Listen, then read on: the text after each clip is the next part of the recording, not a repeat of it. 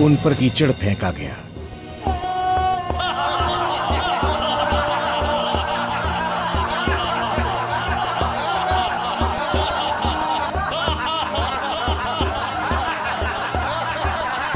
घर से लेकर विद्यालय तक सामाजिक कुरीतियों का कीचड़ है, और उस कुरीतियों के कीचड़ से सनी हुई साड़ी को पहनकर कैसे शिक्षित करोगी अपने विद्यार्थियों को?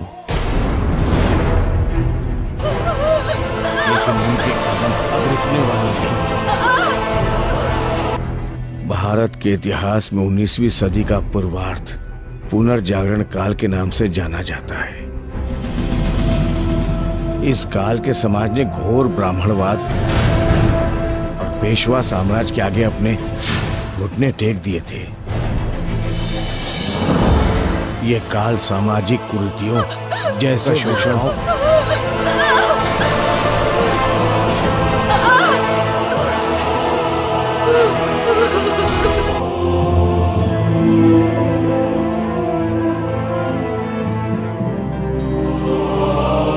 बाल विवाह, छूत अछूत और सती प्रथा से जकड़ा हुआ था। ऐसे समाज में एक स्त्री का भविष्य क्या होगा, उसकी दिशा क्या होगी, उसे एक स्त्री ही समझ सकती थी। और ऐसे ही समय में सावित्री बाई फूले का जन्म हुआ था।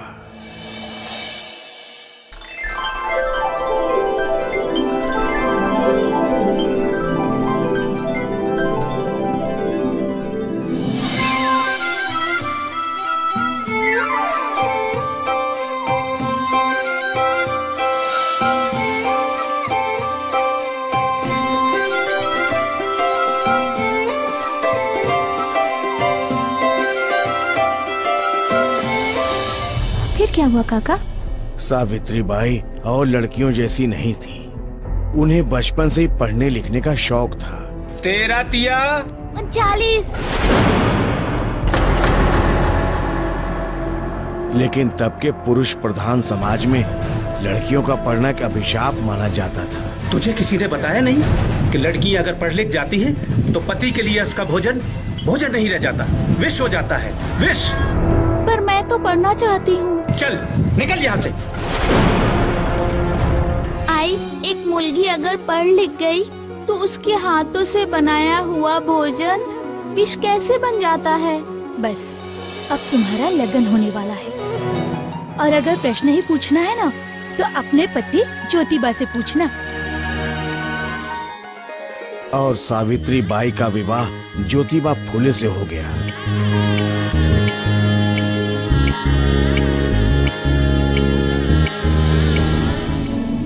सावित्री बाई के मन में जो पढ़ने लिखने की इच्छा थी उसे ज्योतिबा बहुत अच्छे से जानते थे।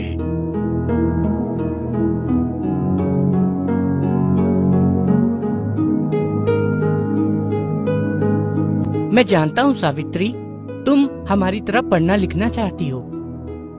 मैं तुम्हें पढ़ाऊंगा, ये लो। सच? आप मुझे पढ़ाएंगे? और इस तरह सावित्री बाई की शिक्षा का आरंभ हुआ। समय के साथ साथ उनकी आयु भी बढ़ती गई और उनके बीच का प्यार भी।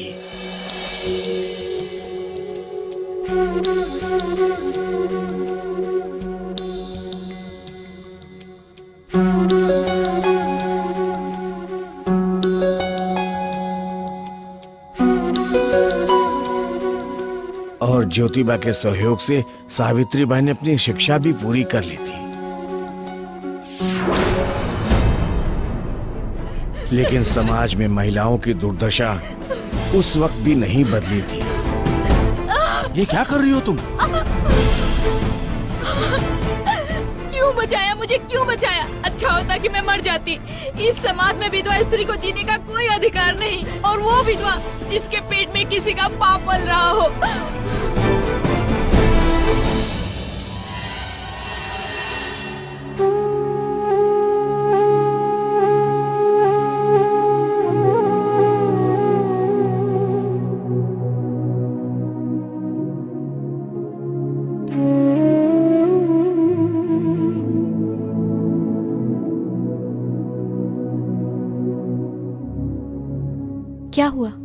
आप इतने परेशान क्यों हैं? सावित्री, कितनी अजीब बात है। हम अपने आंगन को तो साफ देखना पसंद करते हैं, पर हमारे समाज को नहीं। पानी तब तक स्वच्छ रहता है जब तक वो बहता रहे। इसी तरह समय के साथ साथ हमारे विचार, हमारा समाज आगे नहीं बढ़ा तो हम पिछड़ जाएंगे, मलिन ही रह जाएंगे। क्या समस्या है जो आपको इतना विचलित कर रही है? स्त्रियों की दुर्दशा। स्त्रियों की दुर्दशा मुझसे देखी नहीं जा रही, और उस दुर्दशा का एक ही निराकरण है, विद्या प्राप्ति। सावित्री, मैंने तुम्हें शिक्षा देकर एक दिए को जलाया है। क्या हम उस एक दिए से 1000 दिए नहीं जला पाएंगे? मैं स्वयं स्त्रियों को जाकर पढ़ाऊं, यह शक्य नहीं। आप मेरे निश्चय को पूरा कर सकती हैं? आपका प्रेम ही मेरे लिए प्रतिबद्धता है। सोच लो, रास्ता बहुत कठिन है। अगर आपका साथ रहा तो नहीं लगेगा। अंधकार कितना भी गहरा क्यों ना हो, उजाला तो होता ही है ना। सावित्रीबाई फूले ने अपने पति ज्योतिबा के साथ मिलकर देश में महिला शिक्षा की नींव रखी थी, और वो देश की पहली महिला अध्यापिका बन गई थी। और उन्होंने गांव में घर घर जाकर शिक्षा के लिए आमंत्रित किया। काका, मैं आपके बच्चों को शिक्षित करना चाहती हूँ। क्या आप नहीं चाहते कि आपकी बेटियां भी पढ़ें लिखें, वो भी कुछ बने? क्या आप चाहते हैं कि वो भी वो सब भुगतें जो आप लोगों ने भुगता है? आपकी बच्चियों का भी शिक्षा पर उतना ही अधिकार है जितना कि बेटों का।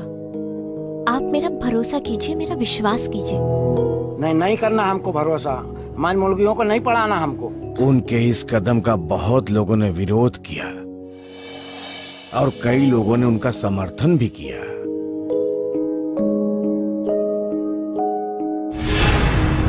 ऐसा करके उन्होंने घोर ब्राह्मणवाद के वर्चस्व और पेशवा साम्राज्य को सीधी चुनौती देने का काम किया था।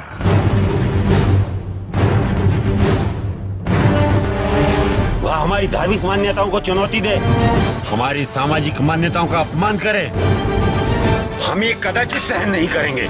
आप हमारी नियति के नियमता है। आप जो उचित समझे कार्रवाई करें। इस राज्य का प्रशासन आपके साथ है। हम समाज की दुर्गति नहीं होने देंगे।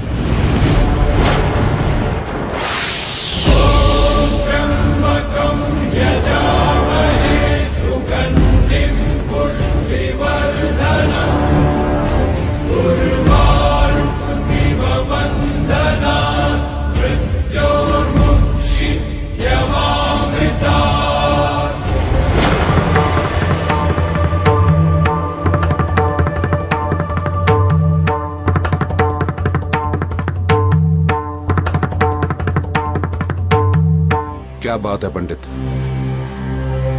बहुत शांत लग रहे हो, और शांतता हमें पसंद नहीं। बोलो क्या बात है? समस्या है महाराज। क्या समस्या है?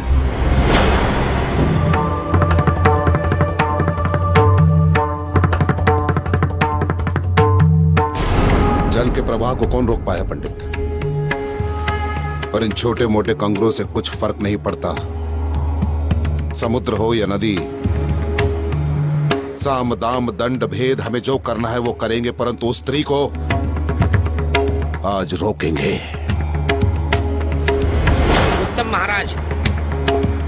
बच्चों, शिक्षा तो एक ऐसा प्रकाश है जिससे जीवन के सारे अंधकार नष्ट हो जाते हैं। शिक्षा तो एक शक्ति है जिससे हम अपने अंदर की सारी कमजोरियों को दूर कर सकते हैं।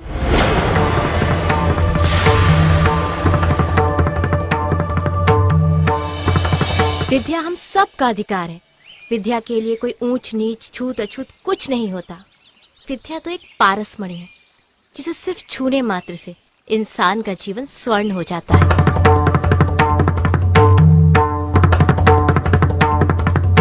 विद्या से इंसान सिर्फ स्वयं का ही नहीं बल्कि पूरे समाज का उद्धार कर सकता है। समझे मेरी बात? बंद करो ये सब के सब अपने घर जाओ, और यहाँ आने का दुस्साहस मत करना। जाओ जाओ।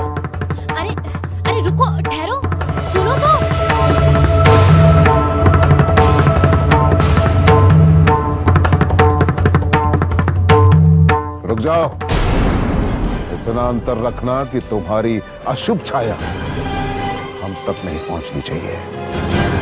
हमारी बराबरी करने की चेष्टा मत करो, नहीं तो हमारा एक निर्देश तुम्हें ऐसा दंड देगा कि तुम्हारी सारी निष्ठा मिट्टी में मिल जाएगी। हम स्वयं यहाँ की व्यवस्था हैं, हम स्वयं यहाँ के दंड हैं, हम स्वयं।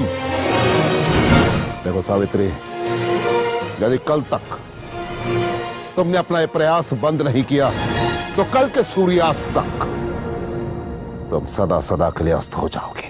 एक सावित्री के अस्त होने से मेरा निश्चय अस्त नहीं होगा महाराज। लोगों को शिक्षित करना कोई अपराध तो नहीं। अरे हमारे शास्त्रों का विरोध करना ही सबसे बड़ा अपराध है। किसी भी शास्त्र में ये तो नहीं लिखा कि शिक्षा प्राप्ति अपराध है। तो तुम अभी हमें ज्ञान दोगी? हाँ सावित्री, हमें ज्ञान दोगी तुम? नहीं, मैं सिर्फ अज्ञानता मिटा रही हूँ। इसका परिणाम बहुत बुरा होगा सावित्री। चिंता नहीं। अरे बहिष्कृत कर देंगे तुम्हें, दाना पानी उठ जाएगा इस गांव से, बाहर निकाल देंगे गांव से तुम्हें। तो एक नए समाज का निर्माण होगा। तो तुम हमें ललकार रही हो? नहीं महाराज, ये पुकार मेरी नहीं बल्कि आने वाले कल की आहट है। अरे तुम्हारा आने वाला कल तो और भी ज्यादा दुश्वार होगा सावित्री, याद रखना। मुझे कल की नहीं काल की चिंता है। अरे हम स्वयं काल हैं, हम महाकाल हैं। तो ठीक है, अब आप ही मेरा काल निश्चित कीजिए कि आने वाले कल को आप दुश्वार करते हैं या आने वाला कल आपको दुरुस्त करता है। आज्ञा दीजिए महाराज।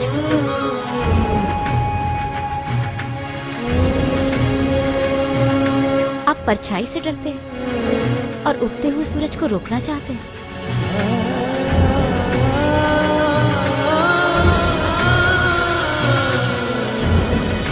मगर पेशवाओं के विरोध के बाद भी सावित्री बाई के इरादे कमजोर नहीं हुए थे।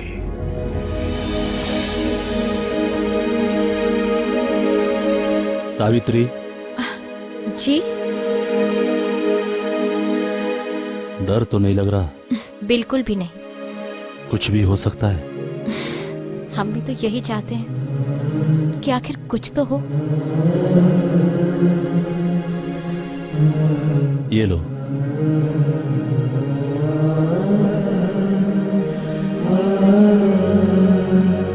सावित्री, तुम जिस रास्ते से गुजरने वाली हो वहां तुम्हें इसकी जरूरत पड़ेगी। घर से लेकर विद्यालय तक सामाजिक कुरीतियों का कीचड़ है और उस कुरीतियों के कीचड़ से सनी हुई साड़ी को पहनकर कैसे शिक्षित करोगी अपने विद्यार्थियों को? असतो मा सद्गमय तमसो समझ गए। ज्योतिर्गमय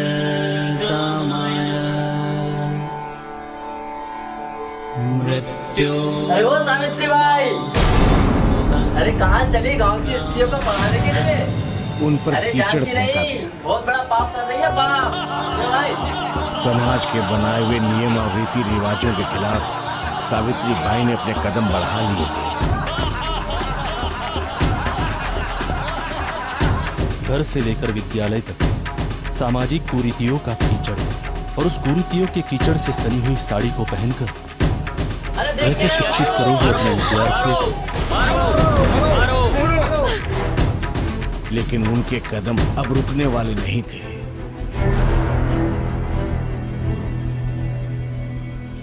तुम क्या सोचने लगी? अरे ये तो सावित्री बाई के संघर्ष का आरंभ था। अंत तो अभी भी नहीं हुआ है काका। 180 साल बाद भी मेल डोमिनेटिंग सोसाइटी का माइंडसेट वही है, लेकिन अब इस माइंडसेट को बदलना है।